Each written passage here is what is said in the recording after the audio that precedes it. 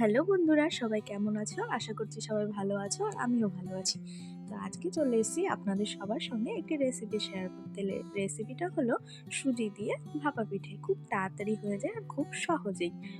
তো আমি ভাপা পিঠেটা করব দেখে ঘরে কিছু বাতাসা ছিল, তো বাতাসাটা আমি দুধে ভিজিয়ে রেখেছিলাম, সেটাই গুলিয়ে নিচ্ছি। আপনারা চাইলে চিনিও ব্যবহার করতে পারেন। তো ভালো করে গুলিয়ে আমি সুজিটাকে এবার গুলিয়ে নেব।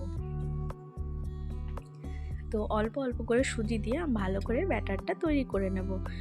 এটা অল্প অল্প করেই দিতে হবে, যাতে বেশি ঘনও না হয়ে যায় আর বেশি পাতলাও না হয়ে যায়। তো অল্প অল্প করে সুজি দিয়ে আমি সুন্দর করে ব্যাটারটাকে গুলিয়ে নেব।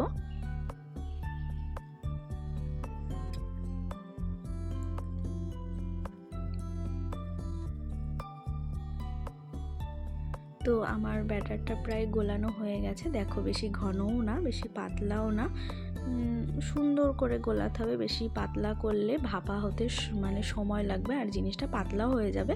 তো এই দেখো, ঠিক এইভাবেই গোলাতে হবে, বেশি পাতলাও না বেশি ঘনও না। আর কালো কালো যেগুলো দেখতে পাচ্ছ ওগুলো কিশমিশ ছিল, 2-3টে কিশমিশ দিয়েছিলাম আমি। তো তারপরে দুটো গ্লাস সুন্দর করে ধুয়ে নিয়েছি, গ্লাসে আমি তেল মাখিয়ে নেব।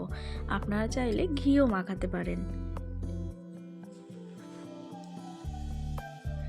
তেলটা মাখানোর কারণ যাতে গ্লাস থেকে সুন্দরভাবে পিঠেটা উঠে আসে।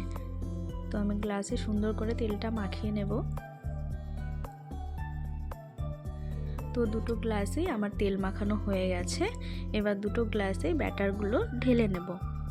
তো সবসময় মনে রাখবেন, ব্যাটারটা পুরো গ্লাস ভরা যাবে না, যেহেতু সুজিটা ফুলে একটু উঁচু হবে, তার কারণে আপনারা কিছুটা ফাঁকা রাখবেন।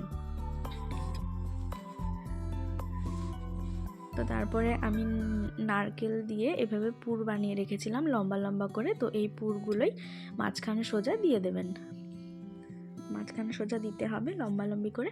তো এরপরে আমি কড়াইয়ে গরম জল বসিয়ে রেখেছিলাম, মানে জল বসিয়ে রেখেছিলাম, সেটা গরম হয়ে গেছে। এই জলে দিয়েই আমি পিঠেটাকে ভাপাবো। তো ঢাকা দেওয়ার সময়, এটা ঢাকা দিতে হবে, ঢাকা দেওয়ার সময় আমি ভিডিওটা করতে ভুলে গেছিলাম।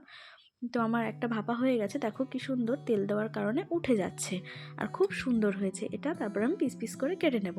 তো ভিডিওটা কেমন লাগলো অবশ্যই লাইক করে জানাবেন আর আমার চ্যানেলটা অবশ্যই সাবস্ক্রাইব করবেন। আর এমন নতুন ভিডিও দেখতে গেলে কমেন্ট করতে হবে।